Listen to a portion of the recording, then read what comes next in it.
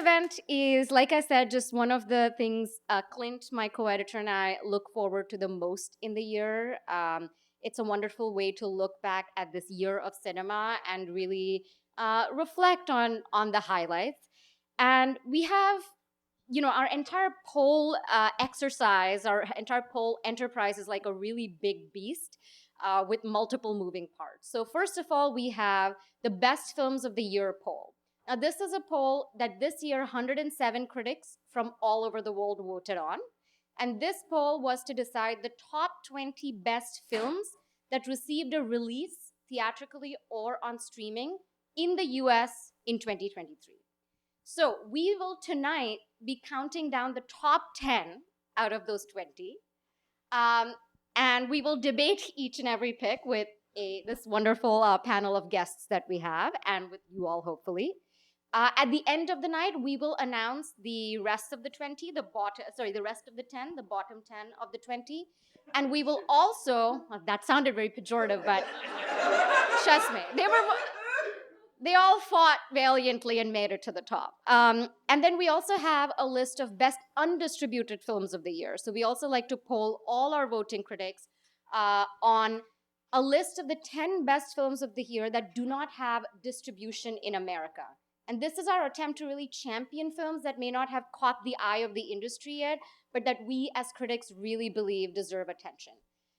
We will also tomorrow be publishing the individual ballots submitted by all our participating critics, so you can, sort of see who supported your picks and who didn't. And we will also have lists of the best shorts and best restorations of the year. So yeah, we really want to spotlight all the cinema that's out there. Okay, now that's out of the way. I would like to bring onto the stage our guests for tonight. So first of all, my co-editor at Film Comment, Clinton Krute. Recently featured on a Brooklyn fashion Instagram, for those of you who follow. We have Bilge Ebiri, who is a critic at Vulture and New York Magazine, and one of our regulars for this year-end event at this point. And we have Amy Taubin, who truly needs no introduction. I'm excited to agree with Amy, but even more excited to disagree with her tonight. And I will just say before we kick off that our two panelists here know the top 10, but they don't know the ranking. We sent them that list in alphabetical order. So it's going to be a little bit of a surprise for them too. And as we go down the list, shout out your guesses, let's just see. I would love to see, how many of you predict some of these rankings correctly. Should we start with number 10? Yes, let's start. Well, yeah. Okay. That's not the title of the movie, by the way. So, any guesses, I guess? Should we throw it to the audience? These are all good. Those are very good guesses. And these, no. The answer is no. Let's reveal number 10 here. It is Claire Simone's Our Body. The 10th best movie, definitively, according to our critics poll. So, Bilge, Amy, when we sent you the alphabetical list, were you surprised to see Our Body there in the top 10? No, I wasn't surprised, but I haven't seen it. I mean, it's had you said you saw 20 minutes. A lot of enthusiasm. Yeah, I think I'm kind of in the same boat. I'd heard great things about it, and it's one of the films that was on my list of movies I have to catch up with at the end of the year, and I, of course, did not, so I didn't see it. And of course, my initial thought when I saw it on the list was like, damn it, there's one I haven't seen. I should have watched it. I think it was Clinton, one of our early favorites of the year. We saw it in Berlin together, right, and really didn't know what exactly to expect from a 3-hour documentary set in a gynecological ward of a public hospital. And I remember it was my first day in Berlin. I was incredibly jet lagged. I did not think that I would be able to really stay up through a 3-hour documentary. And I was not only riveted, I was crying many times during the film. Yeah, it's an incredibly beautiful. It is 3 hours, but it is a very beautiful film. I mean, Claire Simone's Mimi is one of my favorite movies, but I think that's from '90s, early mid '90s, and her previous film was about the Parisian film school. What is the name of it? The famous one. La Famille. Yeah. And which was also like a really subtle portrait of pedagogy, I guess, and learning, and was also really funny. And so I going in, like I kind of knew this was going to be something I was going to probably like, but the cumulative power of the film kind of did surprise me. I think it was better than I expected. I think that, yeah, I mean, you interviewed Simone about the film. Yeah, I did. And I think what I was really struck by with the film, so it kind of, for those of you who haven't seen it, how many have seen it out of curiosity? Not a lot. Okay, so take this as a sign to seek it out. But, you know, it is just a film composed of various interactions that people of, I would say, all genders, but mostly women or femme people have in this hospital with doctors. And the loose arc of the movie is that it starts with a person whose face is hidden, a young sort of underage girl wanting an abortion. And then it sort of goes through through people who are seeking assistance with gender transition, birth, but women, children and young people. of all ages. You know, women dealing with reproductive issues, women dealing with menopause, fertility issues, all the way to stuff like breast cancer. So it's really like and end of life scenarios for a lot of women, right? Yeah. Hospice care. So it's really like an arc of life, you know, birth to death, and all the things that a person with a body may encounter in that time. But I think for me, what made me cry and what made me so moved was how people, especially women whose pain is not always acknowledged in medical settings. You know, there's a long history of women's pain not being recognized, women being thought of as inherently capable of bearing pain, as if, you know, women are just built to undergo pain. There are these moments in the film where women and people of various genders are trying to put their pain into words that a doctor will understand, right? And the doctor's job is to like take that and come up with a diagnosis. Mm-hmm. And watching that exchange is so moving because pain in the body is so overwhelming, and you know, you don't it's hard to find words for it when a doctor says, like, you know, when they ask you in the office, like, from 1 to 10, how high is your pain? And it's such a ridiculous thing because you know, pain doesn't feel relative to anything else when you feel it. And so watching that process, especially women and people with feminized bodies go through that, and everything that comes up when you talk about your body, like psychology, feelings of failure, you know, ideas around romance, ideas about the future, all of that comes up in that space. And Simone just films that with such patience, with such care. You know, these are situations that are difficult to film in, people sharing really intimate details of their lives. And when I interviewed her, you know, she took permission from everyone that's on the film. She made sure to get permission from them. And she said that she felt like people really wanted to share their stories and their experiences because they wanted to feel like what they were experiencing was not the story of an individual, but of society, of culture. So I found it just remarkable in that sense. And also how beautifully it encompasses various experiences of gender. You know, it's a really kind of modern feminist film in that way. And it's also kind of a portrait of the healthcare system. Before we move on, we don't have to keep talking. We can move on to a movie you guys have seen. Silence from the middle of the stage. Well, there are a couple let's keep our others. fingers crossed that it's a movie you guys have seen. But Amy, were you going to chime in? Yeah, I just wanted to know where the hospital is. In Paris. Yeah. And it is a public hospital in Paris that provides a lot of these services at subsidized or, you know, free for free to patients, which is Is it the same public hospital that was in a film that came out in 23 that was in the film festival, right? De Humani Yeah. Corporis Fabrica. Yeah. I don't believe it's the same hospital. Uh-huh. Yeah, yeah. It's because it's a different hospital. But what's interesting? So what's interesting? I mean, when you're saying that, it reminds me also of a series, a scene where protesters are protesting the hospital because of some abuse, accusations of abuse that have been levied at some of the doctors there, and so there's like the film kind of allows many different perspectives, many different angles on the healthcare and like the way that it interacts with our bodies and the way that our bodies are become or forced into this kind of systemized space. And how powerless you can feel Right. in that system. I was going to say, I think there's something to be said for the return of the patient documentary. Patient as in like patients, not patient as in hospital. Just because, I mean, we had a number of those this year. I mean, Occupied City, the Steve McQueen film, Youth. Obviously, Frederick Wiseman always delivers something, extraordinary and extraordinarily long.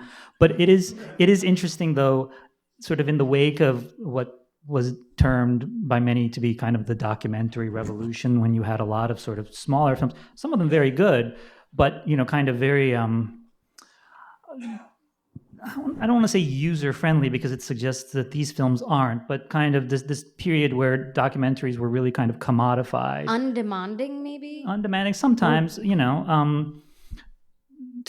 We seem to have a resurgence of films that treat documentary as its own form, with its own kind of cadence and running time and things like that aren't trying to like just fit everything into like a 91-minute film, so that they can go into all these different layers that you're talking about.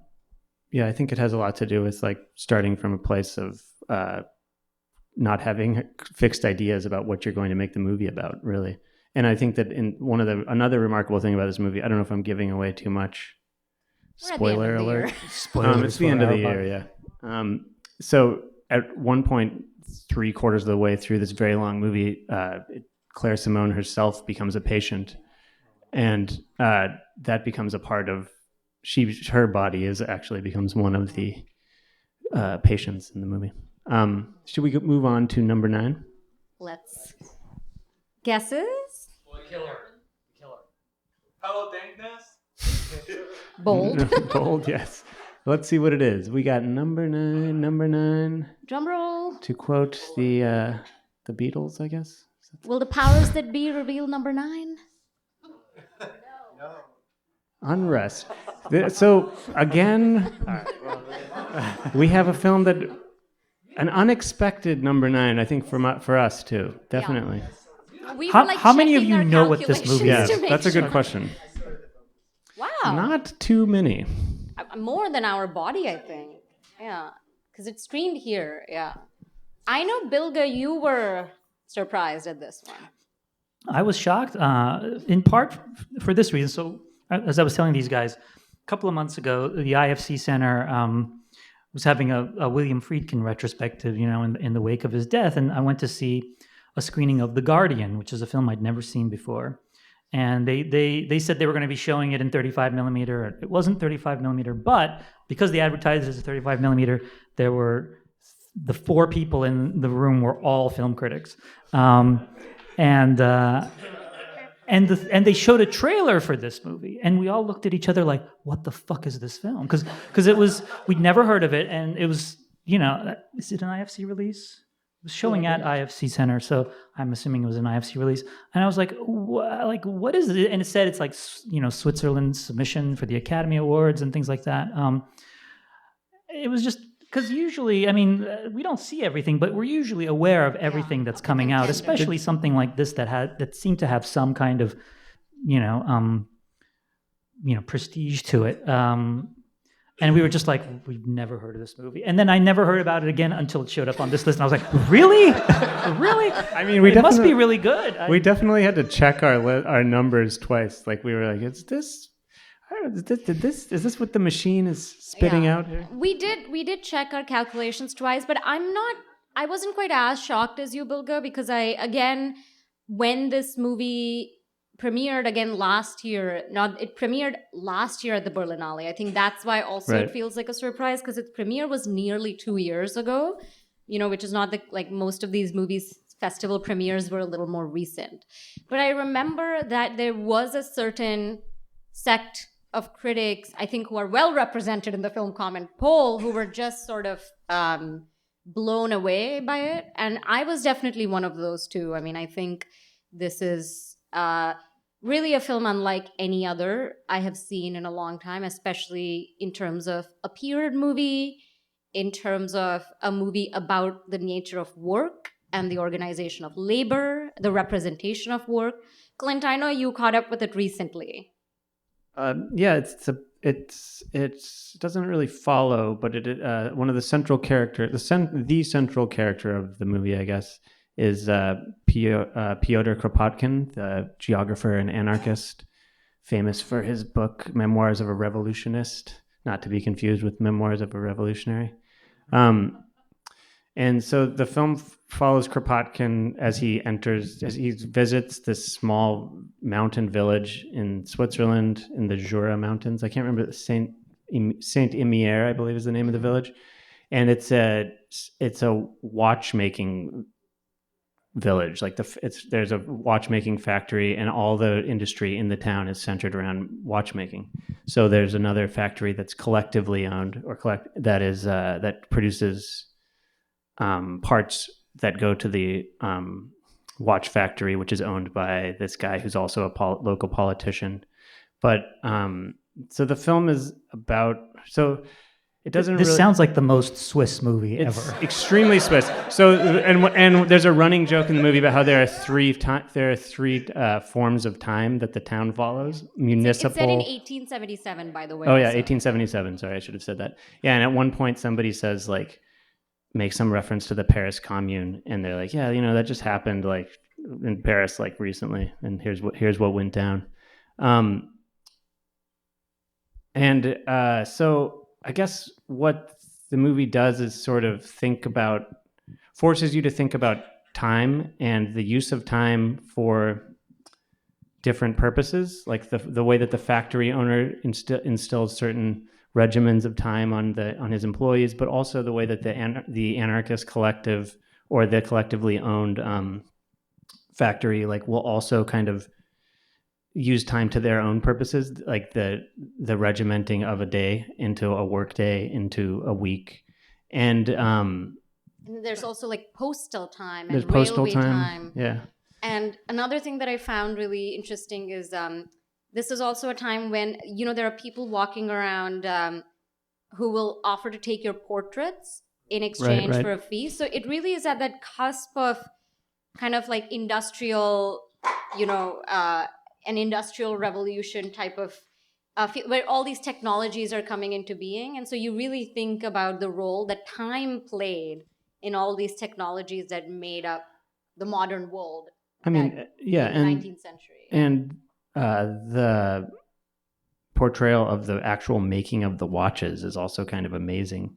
The movie's called Unrest because there's a part of a watch called the Unrest wheel, which is like a kind of as I understood from the movie, I could be wrong if anybody's a watch expert, this kind of spiral device that causes I don't know, perpetual motion, but a continuous motion to happen that will power the watch.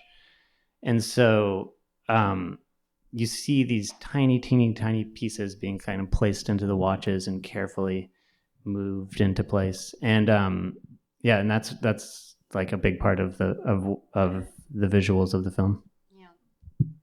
This sounds like a movie I actually really like. The other really interesting part is somebody should mapping re-release it. Yeah, the mapping part, the geography. It's on Mubi. Like you can see it on a big screen. But you should see. Yeah. Bilge, you were just talking about the patient documentary. This is not a documentary, but it is an extraordinarily patient film. But it's only like 91 minutes long. It's 90 minutes and movie. it's entertaining. 90 minutes and it's... And there's a love story at the heart. Yes. I don't mean that it's laborious in any way. I mean that it like the scenes that Clint is talking about these workers making the wheel, the unrest wheel and the watches. It bestows this kind of loving attention to these small gestures. You'll watch a long shot of the worker fiddling with these tiny beautiful parts. So it's like they're workers, but what they're doing is very artistic. It's very beautiful. The things that one can do with one's hands, like manual labor, is Right. beautiful. And at the end, there's one of the workers is talking to Kropotkin, and he asks her, like, I don't really understand what you do. Like, can you explain it? And she goes into like incredible detail. Like, she's like knows more about watches than anyone here. Although I'm waiting for a watch expert to like shut me down. So yeah. So the expertise required to be just kind of a manual labor in this factory is pretty immense. And in that way, I think it really is also, it is capturing a point in history where like notions of time we didn't have a consensual notion of time. And so the representation also allows for this openness, the way the shots, the way the narrative is structured. It feels very like what Bilge was saying. It doesn't feel made for commodification. It feels like made for contemplation, is how I would put it. Mm-hmm. Yeah. And, Kropotkin might fall in love at the end. We're not sure. Another spoiler. I like to end these with a spoiler. All right. I am Okay, I did not see more than 15 minutes of this movie. I wanted to. I didn't. I rented it online, and I didn't rent it because it was on this list. I rented it because it was on Jim Hoberman's really peculiar list this year, but we'll get to that. And it was the one film that I hadn't seen, and so I wanted to see it. And then I rented it, and I started watching it, and it was very late at night. And I thought I'd better turn it off and watch it tomorrow, and I didn't. But and then the rental expired. We've all been there. Yeah. But and I will pay this $3.99 again. It's well worth it because the beginning of the movie is really interesting. But what I found, how do I say it? Swiss watches are, when we think about Switzerland, one of the things we think of is watches. And no Swiss filmmaker has ever before, documentary or fiction as far as I know, made a film about the making of the object that Switzerland is identified with. It's Swiss watches and mountains, lots of mountain movies, but I've never seen a watch movie. Well, I realized we didn't mention the filmmaker's name, did we? Cyril Schaublin, yeah. Excellent filmmaker. So make sure to watch this movie. All right, let's move on to number 8. We really need to get to something Bilge and Amy have seen. Guesses? It might not happen. All right. I don't know. I feel like that's an insult to some of these movies. What? Come on. Number 8? All right, number 8. Let's see what number 8 is. Reveal the film. Magical person. The Zone of Interest. Okay. I was going to say, I keep calling him Brian Grazer, who I think is the producer of Arrested Development. And I have this thing just like locked into confusing these people. By him, Clint means Jonathan Glazer. Yes. The director of The Zone of Interest, which I think many of you, I assume from your applause, have seen. We showed it at the festival. I know Amy has thoughts about the film, but Bilge, let's start with you and kind of lay out the film a little bit for us. Oh God! Do you mean describe The Zone of Interest? What you thought of it, I guess. Well, I liked Zone of Interest a lot. I saw it at Cannes. And by the way, I am noticing. So far the 2 films that I haven't seen were both Berlin titles, and that's the festival I don't go to. Which and then a lot of the other films are Cannes and Venice titles. Zone of Interest is. To describe it is to kind of explain the movie. It's about the family of the the guy that basically runs Auschwitz, and they're very pleasant, pastoral life in this house with these beautiful gardens right outside of Auschwitz, and the film is basically them kind of going about their days. It's very sort of mundane, and gentle and lush, and in the background you hear distant sounds of screaming and gunshots and dogs, and the walls of Auschwitz are right behind them. Harrowing film, I think. I know. Yeah, it's weird. I mean, I like the film a lot. It didn't make my top 10 or top 20. I admire it greatly. I was moved by a lot of it. I think it works. I also know a lot of people who don't like the film at all. So yeah, no, and I feel like it's weirdly I find myself somewhere in the middle, even though I am someone who likes the film a lot. But there is a part of me that thinks there is a lot of film critics I know are really into rigor, and filmmakers that kind of are very rigorous in their approach.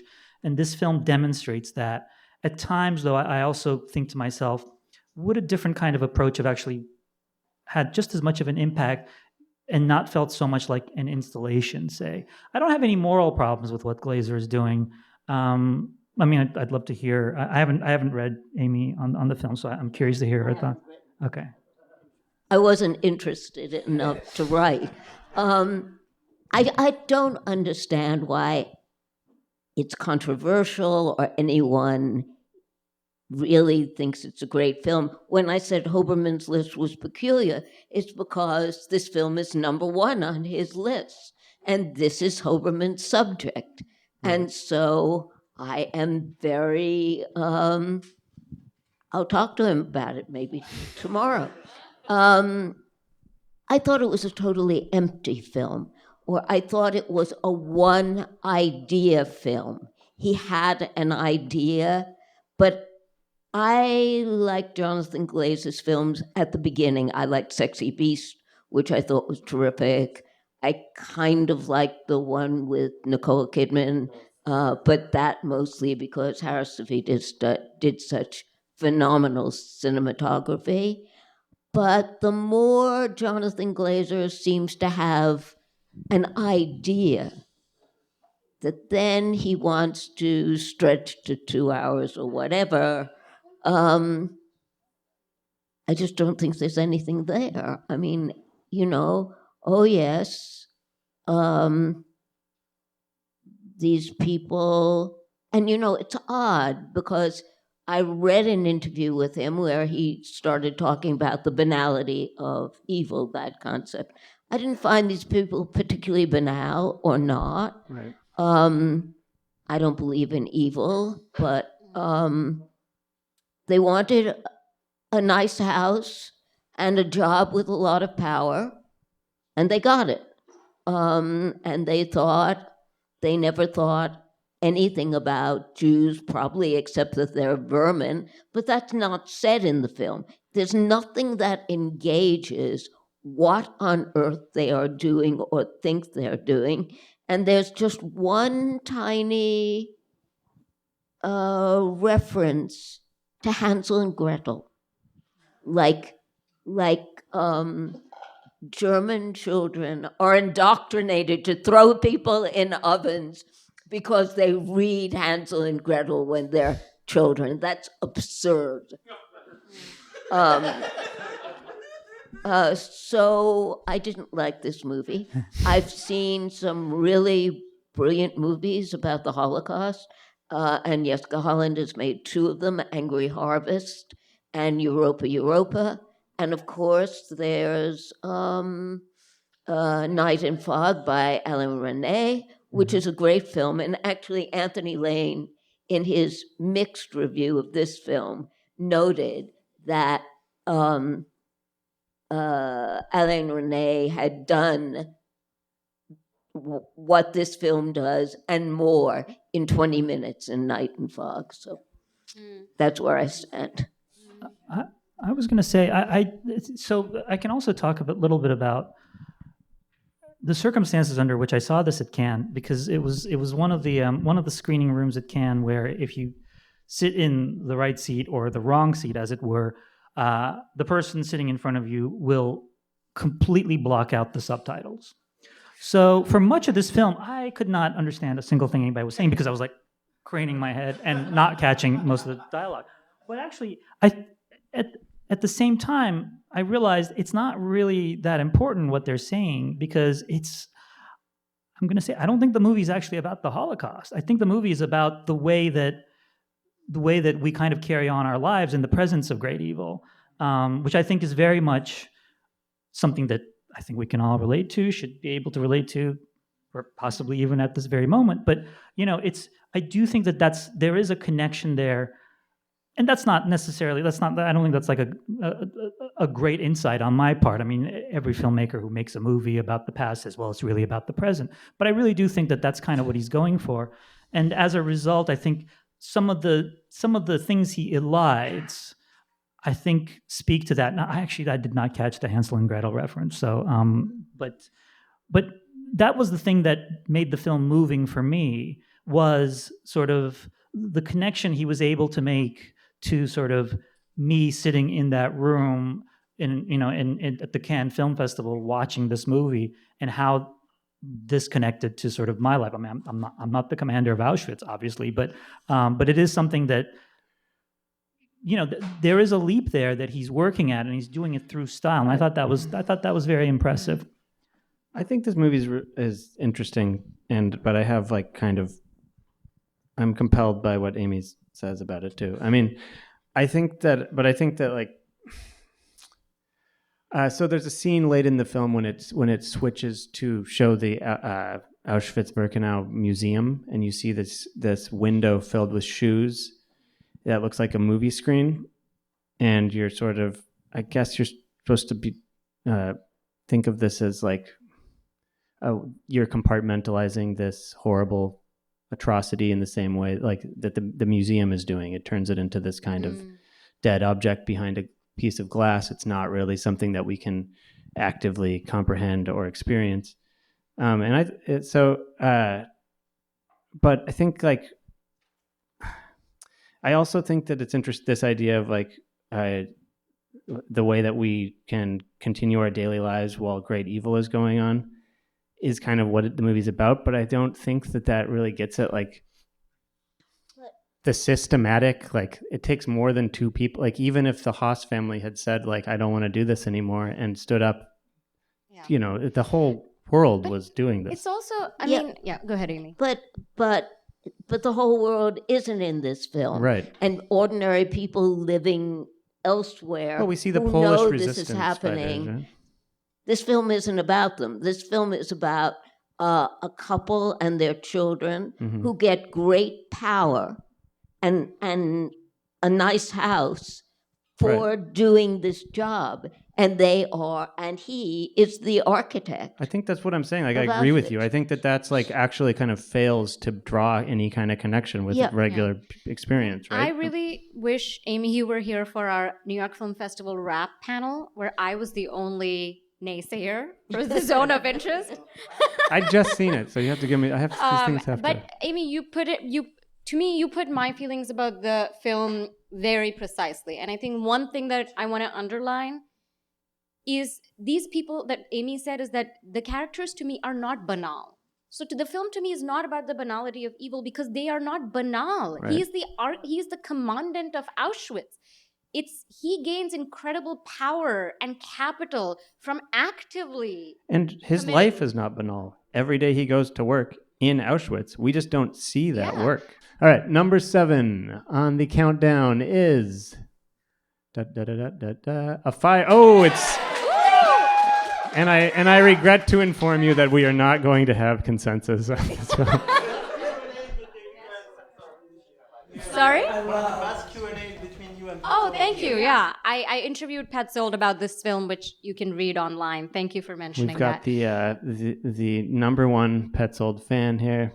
And the woman who tried to leave the press screening because she hated it so much. I did. Oh, wait. But we do know that she saw the whole film because the door would not open. She hated the room. I didn't hate it so much. I was just bored out of my mind. Important distinction. I'm sorry, Amy. I don't know. Should I go first? Do you? I go think let's first? tell us what the movie's about. Should I tell us all as an impartial victim? I will. I will. So this film is about this like annoying guy who's a writer, who's a young man, who's a novelist, and he goes with his friend to a country house where he can work on his second novel, and he's maybe like 28 and 29-ish guy. And so he and his friend, who's a photographer, are going out to work on their various art projects in the countryside at his friend's country house. They arrive, and there's a woman there who was a boarder who has loud sex at night and bothers them, and is just sort of a free spirit, magical. It's an important plot detail. Yeah. Sort of a manic pixie dream girl, but German version. And then the sour, grumpy novelist, his heart is melted by the presence of a vibrant, thoughtful woman. So I didn't like this movie very much. Really so why don't you take over from here? This plot summary is not neutral at all. No. I don't know, Bilge, did you want to maybe? Well, I'm not sure I could summarize the plot. I liked The Fire. I didn't. There are other Petzold films I've liked more. But I will say it has, a couple of phenomenal performances. Paula Beer is incredible, and one of her best performances.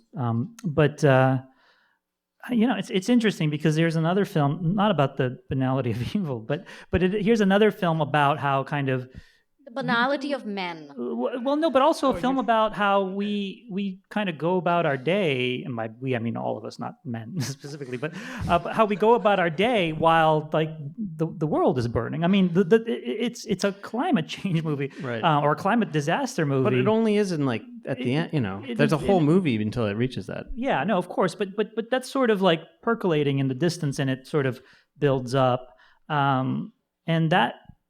That I thought was a fascinating way to do it. I don't, it's a film that I know a lot of people really loved, and I'm curious to hear more about your thoughts on it. Having talked. Do you want to finish the plot summary? I guess. Sorry, yeah. That's the setup, right? But I think it also, just to be clear, he's knowingly using these tropes, these kind of like romantic It's not a plot movie. comedy. It's not really a.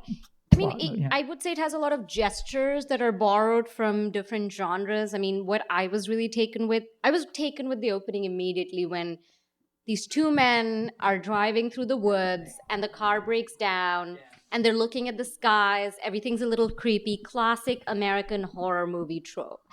And there's elements of that. There's elements of Eric Romer, just the tragedies of heterosexuality. There's also some there's also some queer love in the movie, but it has, Petzold really described it as a summer movie, and he thinks of summer movies of being of two types: the American summer movie, which is usually kids having fun without adults and something bad happens, and the French summer movie, which is about falling in love, right?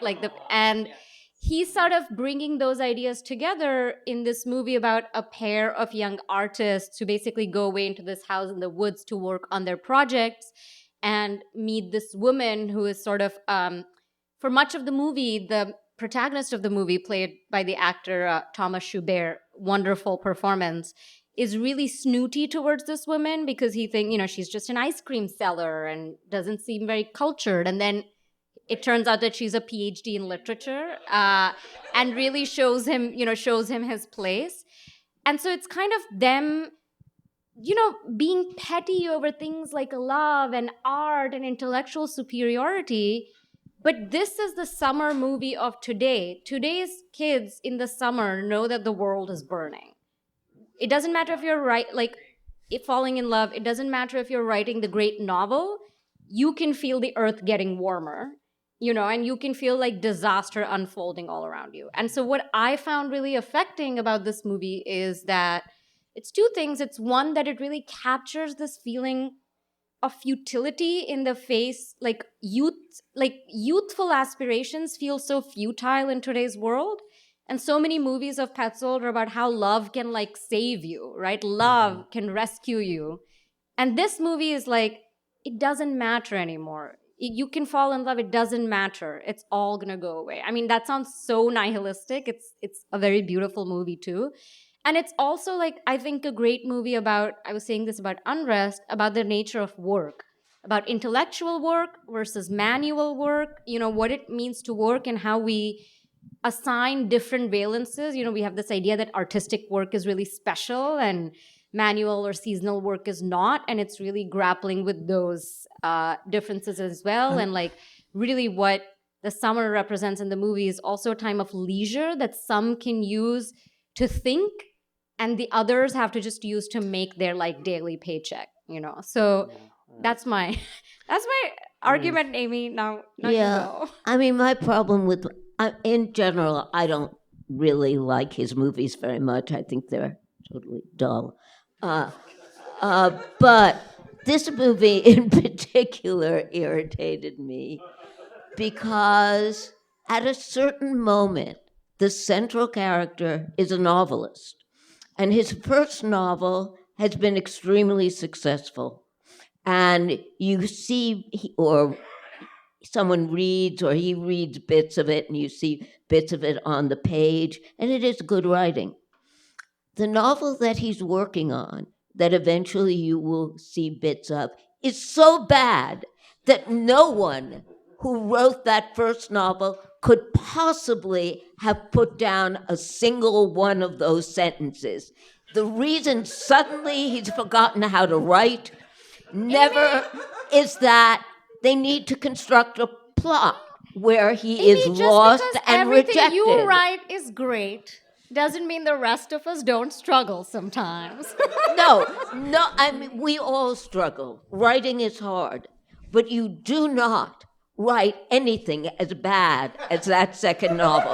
If you've written, Isn't the title? I mean, it is so outrageously awful. Doesn't he call it? Isn't the title Ham Sandwich?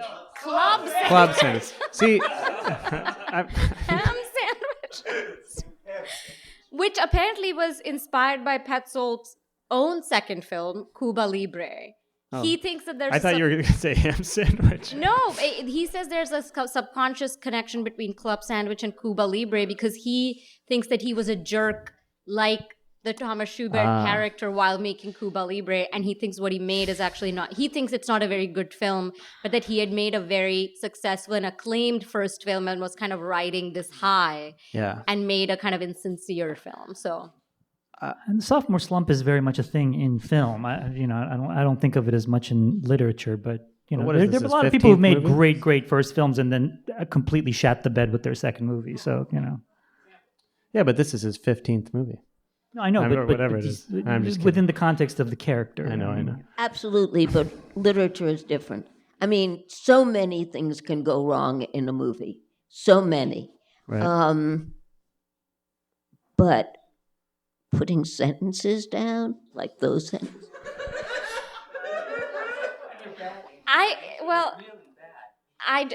I don't have a rebuttal to that. So Should we move on to a movie? Let's just keep crossing our fingers because number 6. Guesses. Closing in. I think we're actually reaching kind of a good stretch. We got some solid.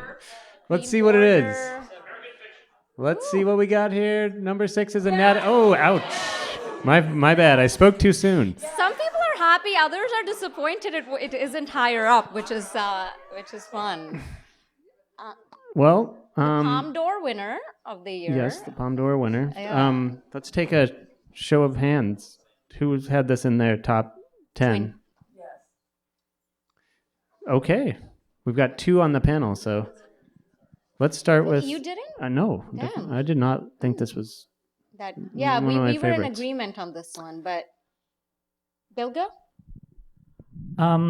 Well, it's a film I like very much. It is on my list. It's funny when I first saw it at Cannes. It seemed like it would be an interesting film. I was looking forward to it, and the night before, when we go to, you talked about how you were jet lagged at Berlin. This was several days into Cannes, and I was not only jet lagged, but I knew that night I knew I needed to sleep. I could not sleep a wink. And of course, I went to see Anatomy of Fall. I sit down, movie starts, 20 minutes in, I'm completely out. Um, and then of Sign course, of a classic. yeah, so, no, but like I You're hadn't revealing slept. too No, it's much okay. Fair about enough, how fair critics enough. watch No, movies No, at festivals. well, no, but what happened was but like I so I saw like the first 20, 30 minutes, so the setup, fell asleep. I don't know how much I slept, but I caught ultimately like the last hour or so. I didn't write about it for that reason. I said, I'd love to see this again because what I saw was really interesting. And as a result, I didn't review it out of Cannes, and then it won the Palme d'Or, and I was like, oh, great, like yeah. And then I watched it again, when it came to the festival. I actually saw it at the New York Film Festival again, and I think it's a riveting movie in many senses. I love the fact that it's a courtroom drama, but not really. I found it very gripping, but I think ultimately what really makes the film for me is the way that it becomes about. It ultimately transcends, the trial or even sort of the domestic drama, but kind of becomes about our relationship to the truth and our relationship to what we think of as reality, because every single person in this film kind of has their own conception of what the truth is, including the person who's dead. And I thought that was a really fascinating film to see at this moment in time in the world. It was interesting, though, to read interviews with Justine Triet, where she was talking about, like, she really does talk about it as kind of a domestic drama. I mean, she co-wrote it with Arthur Harari, who's her partner and who's also a filmmaker. And you do sense, like, it has a very lived-in sense of this relationship that's at the heart of the film, and the way that the husband and wife each has kind of their own sort of funnel of reality that they sort of interpret everything through, so that something you do is interpreted by the other person in the least generous way, which happens in relationships when you've been together for a while. So I love the film for all those reasons, and it's one of those films even after Ken, when I'd missed so much of it, it still stuck with me. There were certain things about it that I kept thinking about, and that for me is one of the standards of a movie, especially when I'm like making a year-end list. Is, am I still thinking about this movie? And this is one of those, and I'm looking forward to actually seeing it again. And it's not a short film either. It's 2.5 hours long or something. So. Relatively short compared to some other movies on the list. That's an odd description, because the husband, who is dead after 15 minutes of the movie, and then we see once, I think again, twice in flashback, but not really necessarily as he would have seen himself, because the second flashback is totally through his son's eyes. So the relationship of the couple is not in the movie. I mean, we get something of the relationship through her. But for me, I just thought it was amazing the way she, Sandra Hüller, inhabited that house. I have never seen anyone do that in a movie, that we're looking at 2 hours, and the first hour and 20 minutes maybe is a woman living in a house after something disastrous has happened, and she goes from room to room and she does her everyday task to keep going. And I was just mesmerized by that. And so that was like 2/3 of the movie, or maybe a third of the movie. And then the courtroom was very interesting. But the movie really nailed it when the boy, the son, has to really decide whether his mother killed his father or not, and pick the story that he wants to believe. And we see them driving in a car, the boy and the father, but we're seeing the father. The boy is telling us what the father was doing and what the father said. And it's kind of like a karaoke performance of the father by the boy. I mean, I just thought that was remarkable. There could have been nothing else in the movie, and I would have thought that was remarkable. And children, I mean, I remember thinking all the time, well, if my parents get divorced, which one will I go with? And which story will I tell so the one I don't go with won't be hurt by my not wanting to go with him or her? I mean, that's just an amazing part of the movie. I'm inclined to just give this one a pass. Because I mean, there we go, back on. Somebody gave me the hook, I guess. Justine Trier in the back room. I think this. I don't know. I just found that the courtroom scenes to be like extremely straight out of a TV movie kind of courtroom. There were like the argument, the prosecutor's attitude that was just kind of like just very unbelievable to me in a movie that was about truth and about the different ways that we see things, and that was ostensibly about that. I found its treatment of like true human behavior to be like really lacking. And again, like that scene that you're talking about, I also was like, this boy is what, 10 years old? He's blind. It's unbelievable to me that a 10-year-old boy would be able to independently come to the decision that his father committed suicide with that kind of I mean, just like, this is one instance. This is not even like, that scene actually works, I think, and I think is moving. But I think that throughout there are these things that happen that are, to me, just kind of like completely bonkers, that make it much more like it landed with me much more like a TV melodrama, courtroom drama, than any kind of like serious, thoughtful investigation of the different truths that we all experience. Which I thought it was kind of, and I also do think like the first part up until the courtroom drama is really pretty good. Like I like what you're saying. Like it really is going somewhere, and it's like really interesting. But then it kind of loses me because it turns like the way that the lawyers are arguing, the supposed facts that they bring to the table are just like not facts. They're just sort of saying that people did things and yelling at each other and reading from her novels as if this is going to prove. I just didn't buy it, I guess. Yeah. Anyway.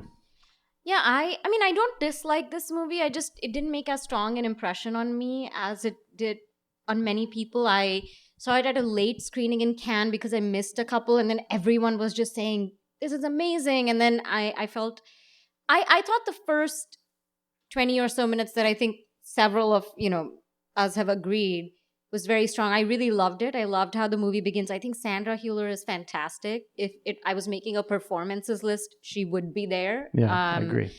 And I think the opening where she's being interviewed by a journalist and her husband is playing an instrumental version of 50 Cent's Pimp. And she's clearly flirting with this woman. She's also sort of pushing her away a little bit. She's putting on the aura of an intellectual, but she's also sincere. She's clearly irritated at her husband. She just manages to bring together so many different sort of unplaceable, unpin-downable, I just made up that word, emotions. And that is something she does throughout the movie, where it's not that she is erratic. It's not that she's like changing. It's that she genuinely is complex and holds multitudes within her, which is right, but is so something many that that is it's hard like doesn't for, even make any cohere as a character by the end. I mean, I think that as a character and performance, I think it really holds up. Where the film also lost me is the courtroom scenes. I think that there is, to make the points that the movie does make, which I think ultimately to me felt quite simple. The points about everyone having their own truth and artist couples borrowing from their lives and how that can lead to certain kinds of resentments and all of that, I found to be very simple. And to drive home those points, I did think that the movie used a number of contrivances, especially in the court scenes. Those felt very kind of dramatic and staged to me in order to arrive at these points, which I don't think are ultimately that complex. That's right, folks. The best movies of 2023. You're hearing about them tonight. It was a good year, actually. All right. Shall we move on to number 5? Oh, good, interesting choice. We've got All the Strangers. Boy and the Heron, May, December. Let's see what number 5 is. Come out this year, theatrically. Pacifiction, Albert Serra's Pacifiction. I realized that I was not announcing the titles, and somebody had specifically requested on Twitter that we announce the titles after. We will do inserts later. Pacifiction. All right. Albert Serra. I think we've hit another I dry didn't watch spot it. here. I won't watch it. I think Amy and I are kind of in the same boat as being allergic to Albert Serra.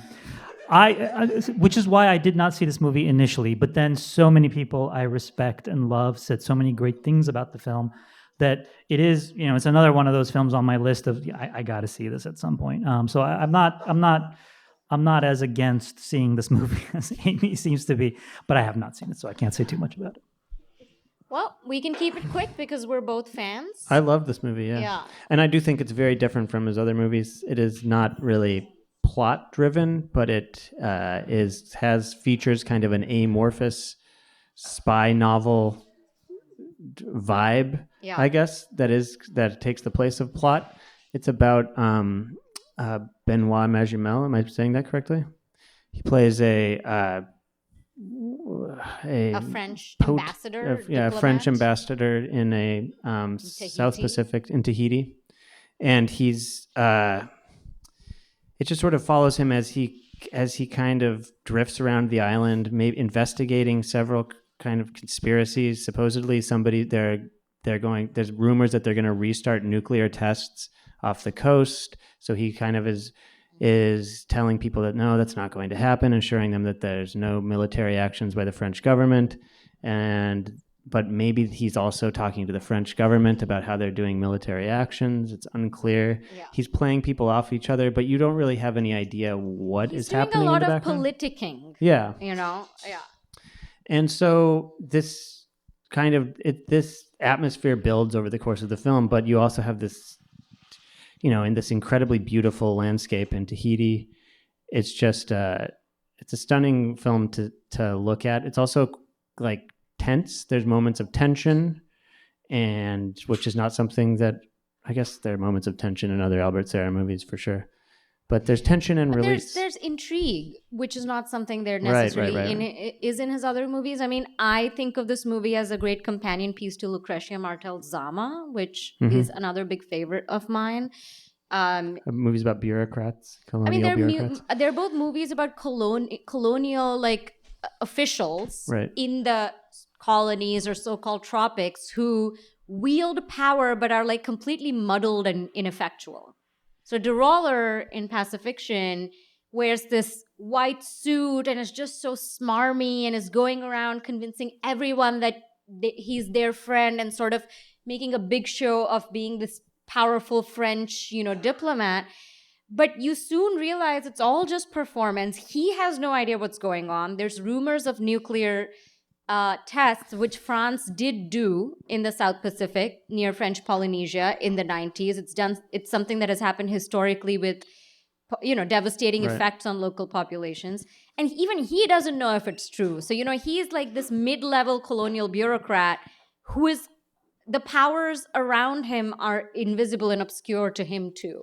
And I think the movie just captures that sense, especially of how colonization often works in the modern day, when it's not direct visible violence, but it's actually these kinds of hidden machineries of power. Or just his presence is just there. He doesn't even have to know anything. But, it's that you don't necessarily see it, but you feel it. You feel this constant paranoia, and the paranoia is a kind of violence itself because you can't point to something, right? If they could see the test, they could point to them and say, their nuclear tests. But it's all this kind of shadiness and dissembling. And there's that great character who just sort of drifts through the backgrounds of scenes, who's like extremely suspicious and strange-looking guy with sunglasses. It's like a British, some kind of British tourist who's lost his passport. It's funny too. I mean, it's a funny movie. I think that's what it's a British guy who's lost his passport because he got too drunk or something. I mean, it's full of these characters who are kind of buffoons, but they're also actually powerful, and you don't ever really know what's going on. It also looks beautiful and has some amazing lines. There's a monologue that DeRoller does in his car where he says politics is like a nightclub, and gives kind of his theory of politics. And I mean, it has an incredible scene of people surfing on these huge waves on the beach in Tahiti that saw it 2 years ago at Cannes, and I kind of still haven't forgotten just the pure thrill of watching that on the screen. Just the pure, overwhelming thrill. Better than anything I've seen in a blockbuster in years. Okay, let's move on to number 4. Number 4. We got number 4, and number 4 is... I'm doing an auctioneer thing now, I think. All right. We've got Fallen Leaves. Aki Kaurismäki's Fallen Leaves. I am going to hope... This is one... Are we good? Have we seen this one? All right. Success. I think the next 3 are I think safe. we're solid, yeah. Do one of you want to... Yeah, was it on either of your lists? Yeah. Oh, well, Amy, tell us why.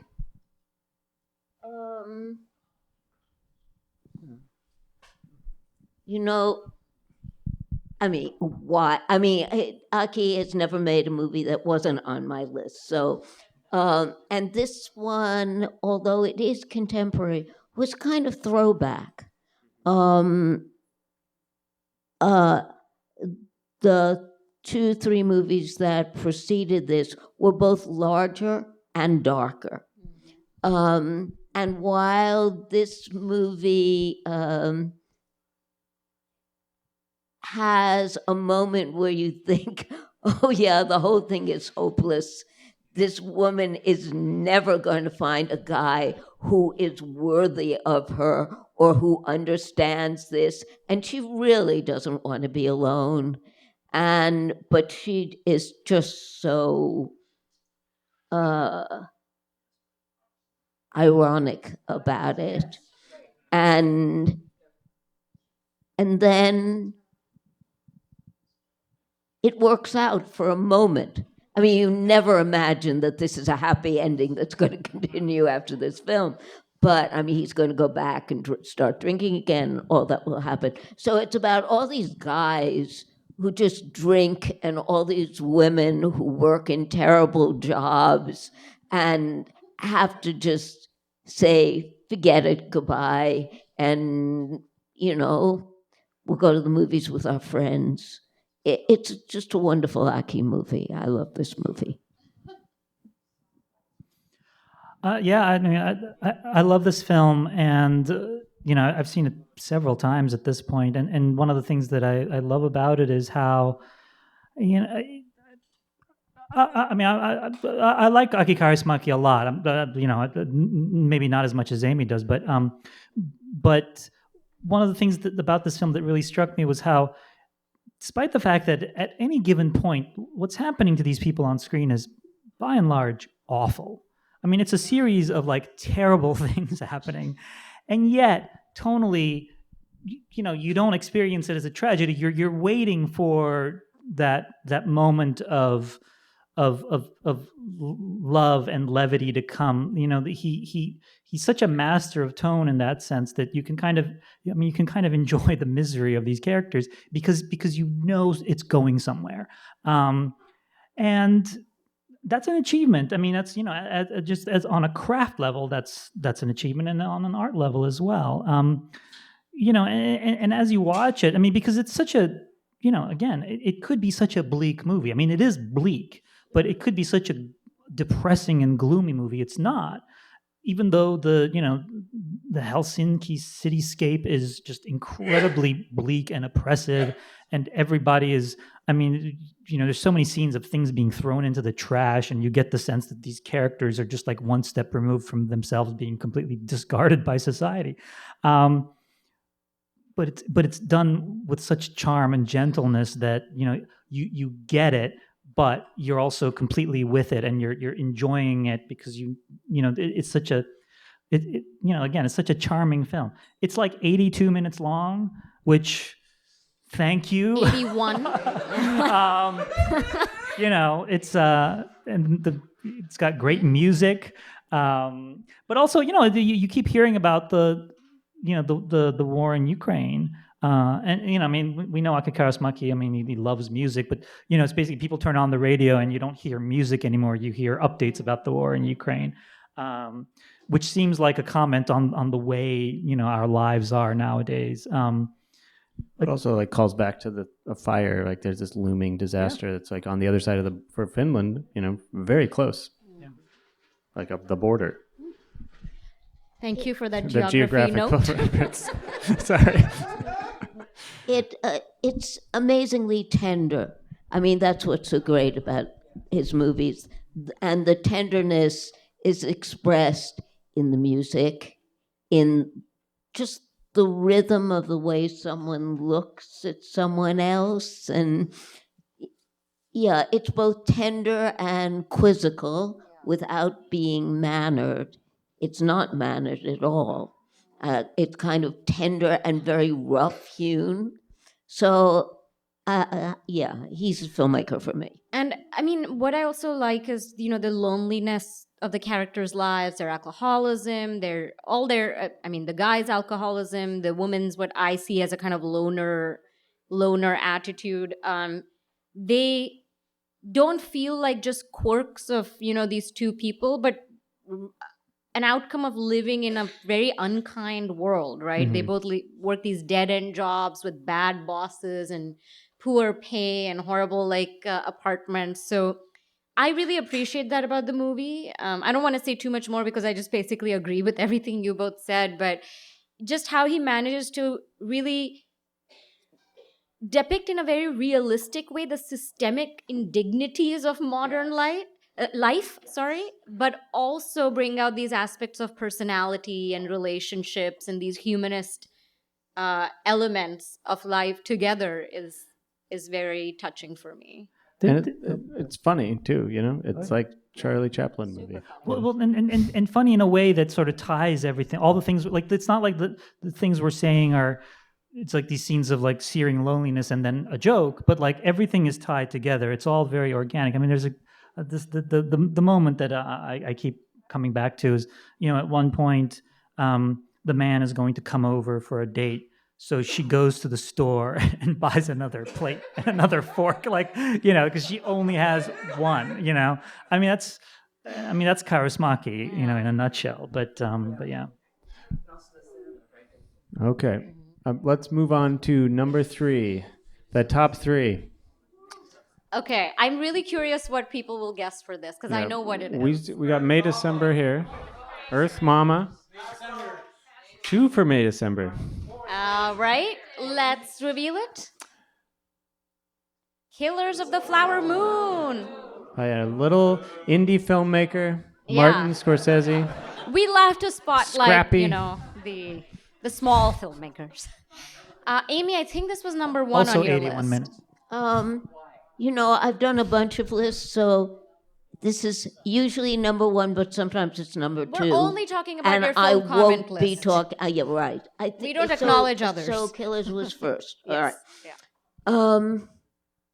Yeah, I think it's a really fine movie, and a very large movie made with Scorsese's incredible attention to ethnographic detail. That's amazing. But I think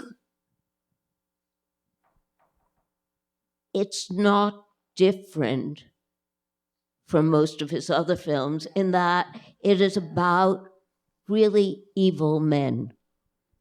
And I think, Scorsese is a connoisseur of evil men, men who are driven by greed and envy, and believe that if anyone else has anything, it's taking something away from them. And the De Niro character in this film, I think, is, a great character, hideous character, kind of like, looks like, behaves like the new Speaker of the House. That kind of smarminess and unctuousness and total dishonesty, and murderous intent, in actuality in this case. So I think that trio of characters, and how easy it is for him to get the DiCaprio character to do whatever he wants, despite the fact that DiCaprio seems to have genuine feelings for Lily, for this character, for this woman, this Osage, very suddenly wealthy woman, because the Osage have had the good fortune, which becomes their misfortune, to find oil on their land, and no white people are going to let them get away with that. And it is a major tragedy. I read the book. The book is basically about the FBI, and it's the very end. The book is what the very end of the movie becomes, an investigation. But the concept of doing this through this relationship among these three people was remarkable. And it's a very, very, very big movie. I mean, it's one of his biggest movies in terms of camera, in terms of just miracle of Thelma's editing to get that to 3.5 hours. And it seems to go by. I mean, for me, it went by in 20 minutes, where half the movies we've been talking to, I just couldn't bear sitting through them. But this, time vanished in Best this of 2023. movie. No, I think it is the scene that sticks with me the most is the credit sequence, weirdly, because there's no music. You just have a field recording of a field, I imagine. You just hear birds chirping and crickets chirping and insects buzzing and wind blowing. And after what you've just seen, I found that to just be like an incredibly moving way to end this story. But at the end of that, you hear a woman cry. You At hear the a very woman end. scream in the end of that sound mix. I think this is a great movie. I did not put it on my top 20. And it is something I thought about why I didn't want to, even though I liked it a lot. And I think it is a remarkable work by Scorsese. I don't think it's the best way this story could have been told. And so I sort of had to like make space for that concession in my head, and I couldn't sort of really accept putting it on my list. I think it's wonderfully made. I think most of you, if you've seen it, there's a moment where Scorsese appears on screen. I won't say more in case some people haven't seen it, which really moved me. I think he's so sincerely wrestling with this tragic history, and how he, as a filmmaker with all his resources and all his filmmaking chops, can do justice to it. The first draft of the story was apparently much closer to the book, was about the FBI. He brought in Osage consultants who advised, and then the script was changed to put more emphasis on the Osage people. But I still found it, even as I was engrossed and absorbed, I thought that Lily Gladstone's character was done a real disservice. I thought she's such an incredible presence and actress. And I thought that she was kind of relegated to a suffering role, as were all the Osage people. And I've heard, and ultimately the protagonists are still the white men, and people have said, well, that's what happened, the white men came and killed them. And to me it's like, no matter how bad, no matter any historical incident of oppression, it's never that people didn't resist. And what matters is like the angle you choose to tell the story, right? So I feel like I need to make space in my mind and my lists for like hopefully a native filmmaker who in the future has the resources to tell this story from their point of view, where the indigenous people are the protagonists. And so that is just something I wanted to say. Like, I admire the movie, but I just cannot, I have to sort of say that I don't think it's the best way to tell this particular story that does the most grace to the people the story is about, in my view. I couldn't disagree more. I would hope there is a native filmmaker who could make this story and tell it differently. So far, and you know, Sundance has been cultivating native filmmakers for a long time, and some of the work is really good. But this isn't a story about that. This is a story about the horrors of American history and the people who created those horrors. It's a story that I think it's more horrible than any of the mafia stories, but these people were gangsters in exactly the same way. And I think that story needs to be told, and that he told it brilliantly. You know, it's the same argument, without giving any, that people are making about Oppenheimer. Why didn't we go to Japan? Well, Oppenheimer didn't see Japan in his head. I just have no patience for, you shouldn't make these stories because you aren't a native person, and a native person would tell it differently. Absolutely. And I would love to see that film. But this doesn't stop that film from being made. I don't think Scorsese shouldn't tell the story, but I didn't think he told it well enough. I mean, I think that it's a great film, and he can tell whatever story he wants, but I do think that the film does a disservice to its native characters. I wouldn't go so far as to say that he has no right to tell the story, but I think that the native characters don't get their full due. And so I will wait for like a story about this history that does that, I think, before I can really celebrate this. I want to chime in with two things. One, interesting fact, a native filmmaker has made this story. It's a film called The Tragedy of the Osage Hills, and I believe it was made in 1922 by a local Oklahoma filmmaker, and I'm blanking on his name. I should have looked it up beforehand. The film is lost. It's gone. And it wasn't a Hollywood production, so it's not like somebody's going to find a print somewhere in a studio vault somewhere. But in the silent era, there were like local independent filmmakers who made movies, in their regional filmmakers, as we have now.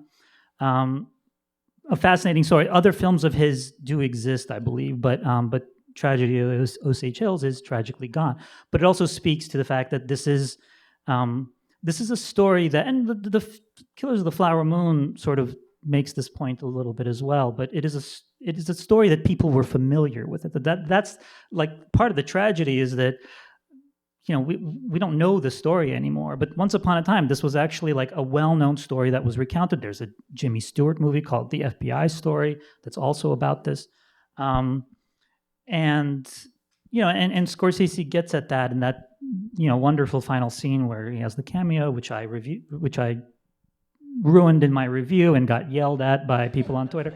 But I wanted to say something else about. I like this film a lot. I think it's a very good film. It also was not on my top 20, and I, bow to no one in my love of Martin Scorsese. The thing that I know very often I wind up talking about these films almost like on a technical craft level, in part because that's something that interests me, but I do think it speaks to some of the other issues we talk about. What happens, I think, here is I think the film kind of loses Lily Gladstone's character in that final hour or so. I don't know if it's the last hour or so, and that's the part where the film kind of loses me, but not just because it loses her a little bit, but also because I have to say I don't think Leonardo DiCaprio is that strong in the final act of this movie. I think he's real. Ironically enough, I think he's great in the first half when he's playing like a 20-year-old. I mean, the man is my age. Later, when he's playing a little older, and we're seeing him wrestling with kind of the investigation and then kind of wrestling with Hale. De Niro is fantastic. This is one of the greatest performances he's ever given.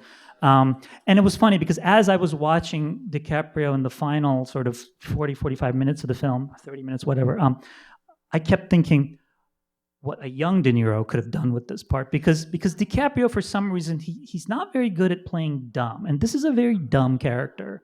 That's, and Scorsese has made a lot of movies about dumb characters. I mean, deep characters, but dumb. And De Niro was so good at playing those characters and giving layers to that. And DiCaprio, for me, it was just kind of like, I mean, how much more can his lower lip, swallow his nose, I'm being glib. I don't want to be glib. I think it's a very good film. I think it's an important film. I'm very happy that Martin Scorsese made it. And it's an achievement, certainly. But I do think that there are certain things about the film that like prevented me from being able to fully embrace it. And oddly enough, like while I'm coming at those from a craft level, like, oh, DiCaprio's maybe not as good, blah, blah, blah.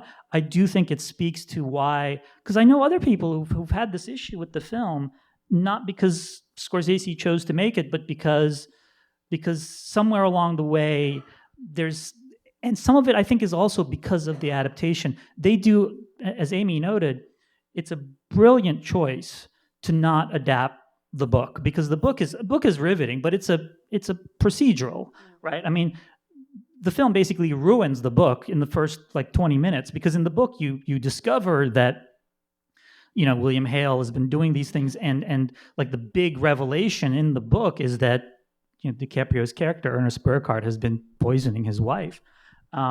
We're like totally ruining the movie now for anybody who hasn't seen it at this point.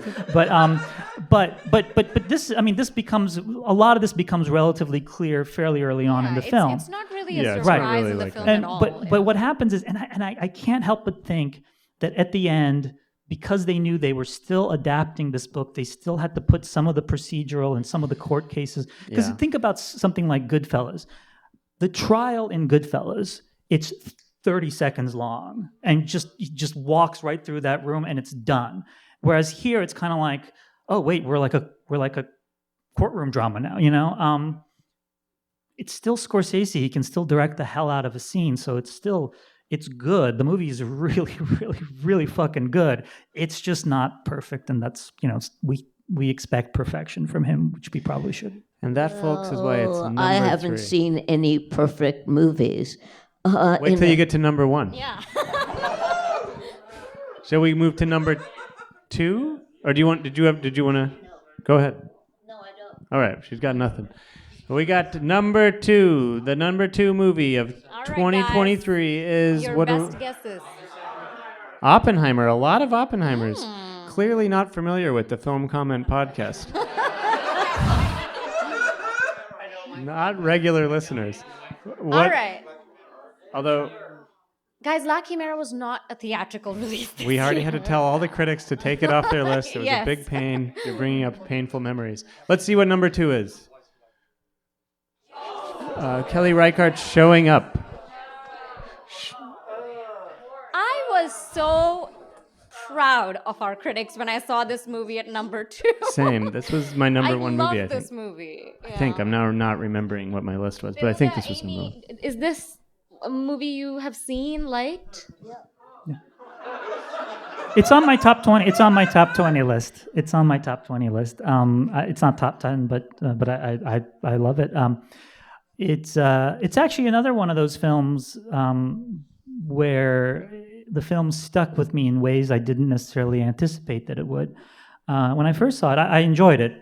I think it's a really good film. Well, I enjoyed it, but I did not think this was like top tier Kelly Reichardt. You know, like I mean, there are films of his that I think are films of hers that I think are, you know, I mean, Old Joy was my favorite film of the year. It came out, and Wendy and Lucy was right up there too.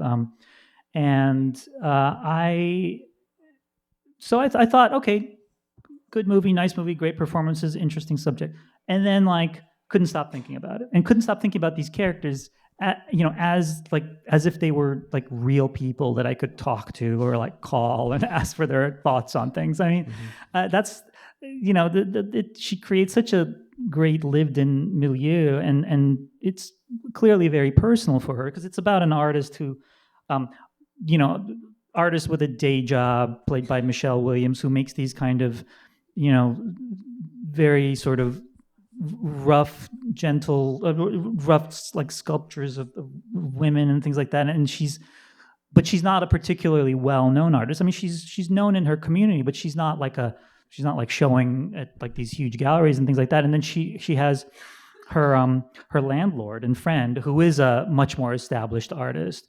And the film is kind of about just the fact that this person just keeps doing her work and showing up. I mean, showing up is what's that expression where that comes from? 95% of life is just showing up or whatever it is. And yeah, it reminded me of like somebody who studied with Peter Hutton once told me that he said, if you just keep doing it, eventually you'll just be the last person still doing it. No, it's true. I mean, it is true of a lot of things, not just art. But wait, am I misremembering? Is this film dedicated to Peter Hutton? I think First Cow was. First Cow was? Yeah. Okay. But yeah, go ahead, Bilge.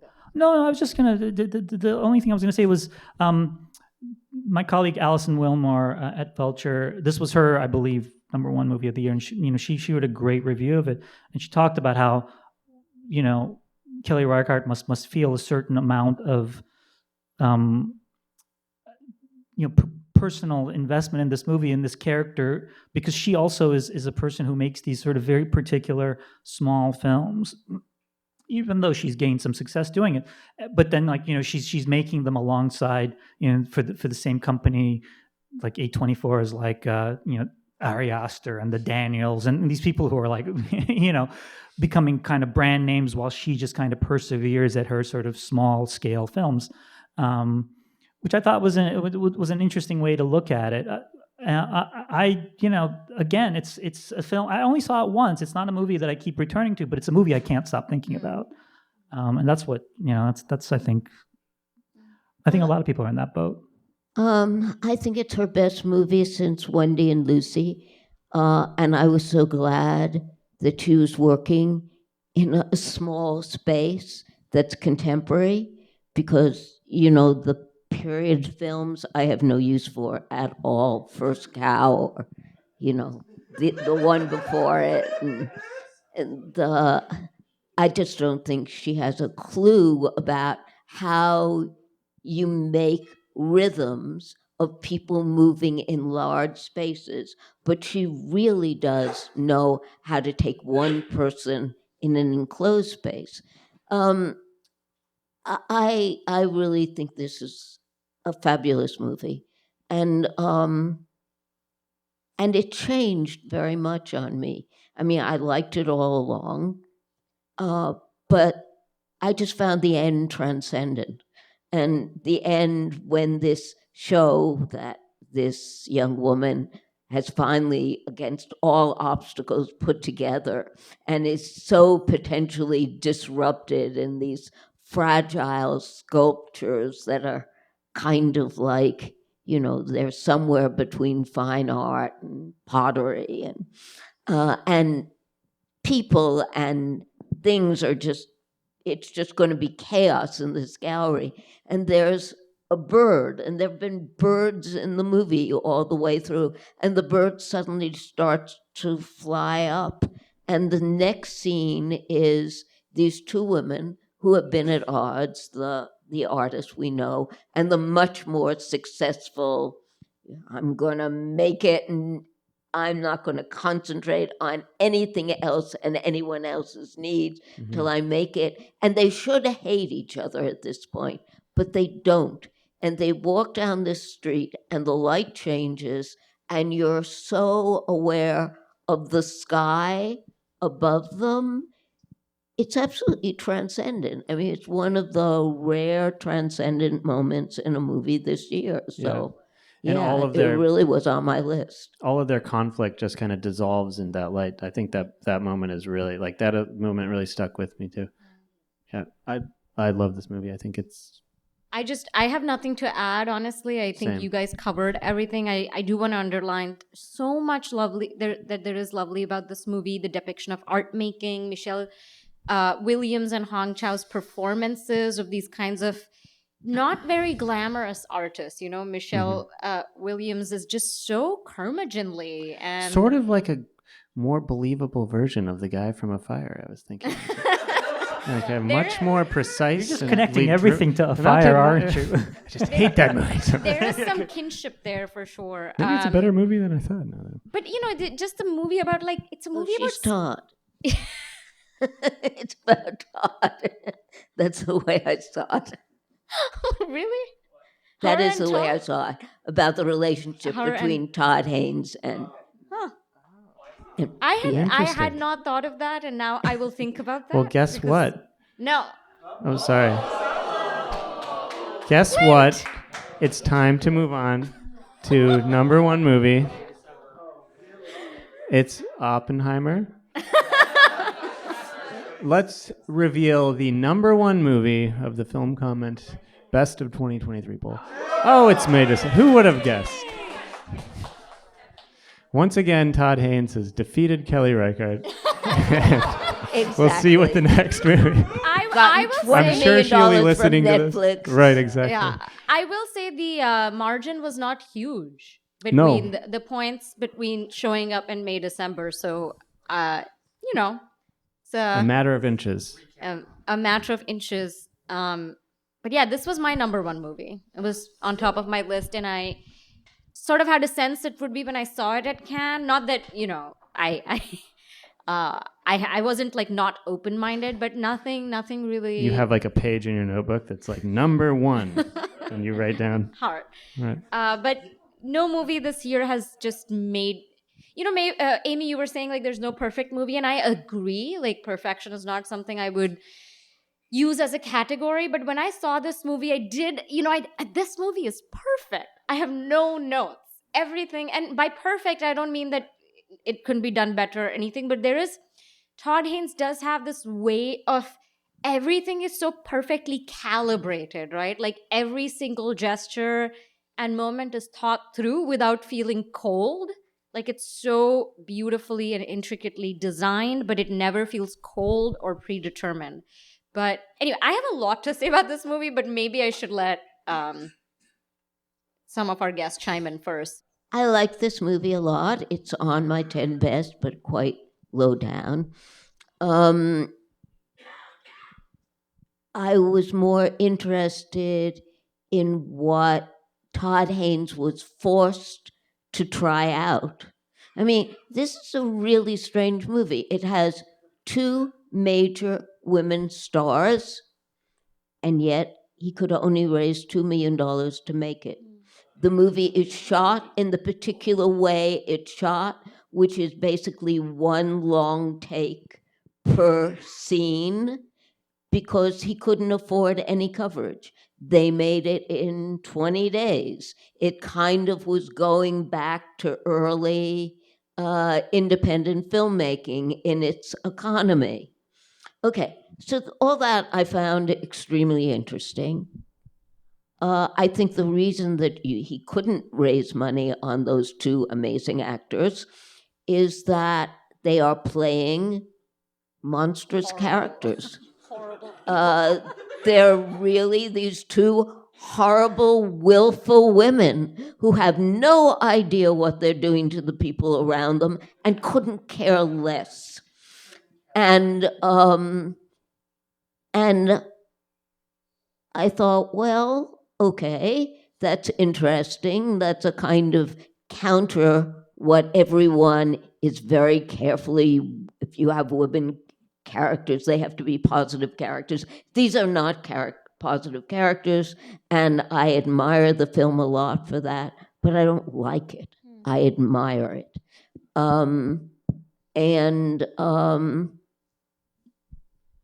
You know, the strategy of just throwing that music, the entire score, from the go-between over it and just blanketing it with that is very interesting because Todd always does references, but I'm not sure why it's a blanket.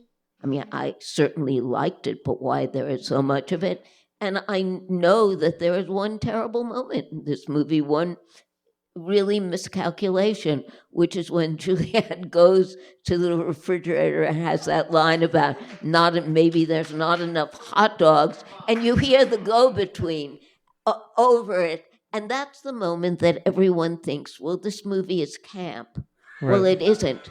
It isn't at all camp. It is genuinely felt. These women are not in any way exaggerated. This is who they are in an extremely realist way. I want to defend that moment. Because I know that you did a great interview with Todd that I read recently. In that interview, I know Todd said he's irritated with people bringing up that scene, and it was a conversation you both had about camp. I love that scene, and I am one of those annoying people who's been talking about that scene for months, but not because I think it's an example of camp, but because I think that that's when you understand that there are two layers to this movie, and one of them, like the use of this go-between score, that scene also has a zoom in, and the movie uses the formal gestures of all those modes, but as a red herring. So like you see that zoom in and you see that music and you think that this is, she's going to be this campy, melodramatic heroine. And you keep thinking, what do these melodramatic gestures do? They tell you what to feel, right? In a melodrama, when there's a zoom in or there's a swell of music, you are told this is a dramatic moment. This is sad. This is scary. And so the movie uses those gestures, but what actually happens doesn't match what these formal gestures are telling you to think. And that's what I find so fascinating about the movie, that it constantly is putting these red herrings in your way to like telling you how the world and how the media world and cinema and TV tells you to read stories of abuse and stories of power and control. But what the movie leaves you with is that sometimes you just can't make sense of it. You go through the movie thinking we'll get some backstory for Julianne Moore, and there's a moment where you think you do. You have a backstory for why she did this awful thing. But then the last scene of the movie, I won't spoil it, leaves you uncertain again. Like, is this backstory even true? And so after all of these sort of signs and signals, ultimately you're left with just, you can't make sense of people sometimes, and you especially can't make sense of bad people sometimes. And that's what's really scary about the world. Yeah, to me, what I'm left with is just the sadness of the Charles Melton character, who I think is so good in this.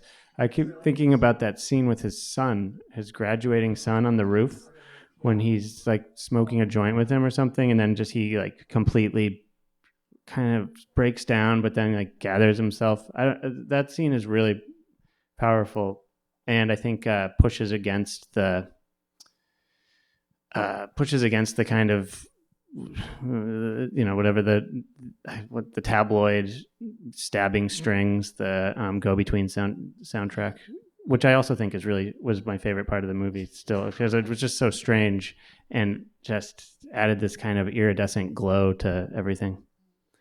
Bilge, you have 5 minutes. I really like this film too. It's in my top 20.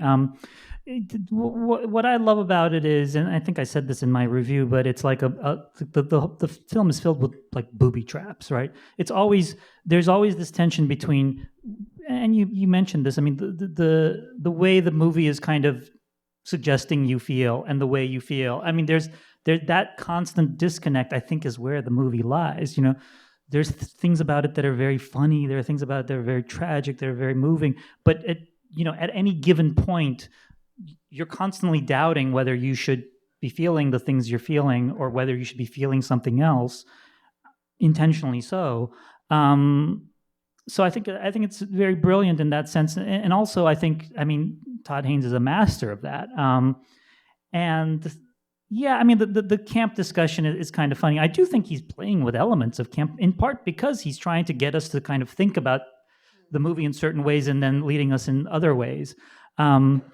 We've seen films about subjects like this that have been broad comedies. We've seen films about such subjects that have been like great tragedies. We've seen films about these subjects that have been thrillers or horror movies. So he's kind of embracing everything, and like in a weird way, even though he's giving it this sort of treatment in which apparently a lot of it has to do with how limited his resources were. In a weird way, the film is totalizing in that sense. It's like the ultimate movie about this subject because it contains all of these things in it. So I think it's great, and it's like this is one case. We rail sometimes about like Netflix picking up movies and burying them. That has not happened with me, December. It's a Netflix bought it can, and I don't think it's gotten like a great theatrical release or anything, but like people are seeing this movie, people are engaging with it, people are talking about it, and there's a case where I think the film being on a streamer actually really, really has helped it. And it's a Todd Haynes movie. Every time Todd Haynes has a big film that's like acclaimed, I had this feeling during Carol as well. It's like so many of us, people my age, like we like grew up with Todd Haynes. Like I remember being a teenager and seeing the Karen Carpenter story, in like a rundown art house in Washington, D.C. This was before it was legally removed. So like the idea of like Todd Haynes, the guy who did that, and then he did Poison, and like now he's like making movies for Netflix. He's not making movies for Netflix. He's making like $2 million movies that Netflix is then buying. But still, like I love the fact that he's become kind of a brand name filmmaker over the years.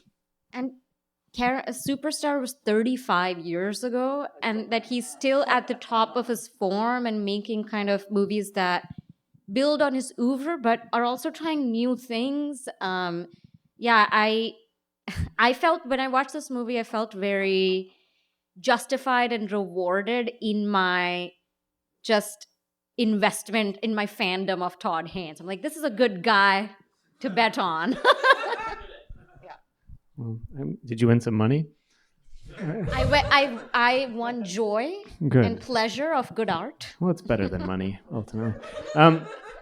So this is our number one film, May December. Thank you all so much for joining. Oh wait, do we want to? Sorry. Yes, we got more. We got more. Yeah. The Clint, you forgot fake the ending. final spoiler. You've done all the spoilers. I've spoiled everything once again, and I spoiled the ending as well. Go ahead. Yeah, so now we will show a slide with the rest of the 10, so like the full top 20. So let's do that first. So I'm going to read out the latter 10 so that the people on the podcast have it too. So number 11 is Dry Ground Burning. Number 12 is Passages. Number 13 is Trenke Lauken. Number 14 is Orlando, My Political Biography.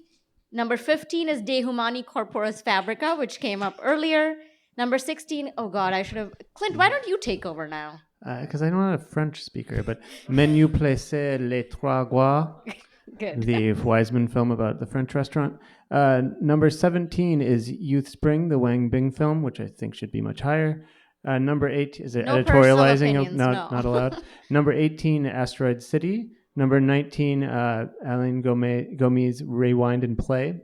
I'm going to quickly editorialize and say that I was very surprised and happily so to see it make the top 20. And number 20, The Boy and the Heron, the Miyazaki film. And now probably our favorite list that we do, as I said, are the best undistributed films, which, some of you may not have seen, but hopefully will get to see next year.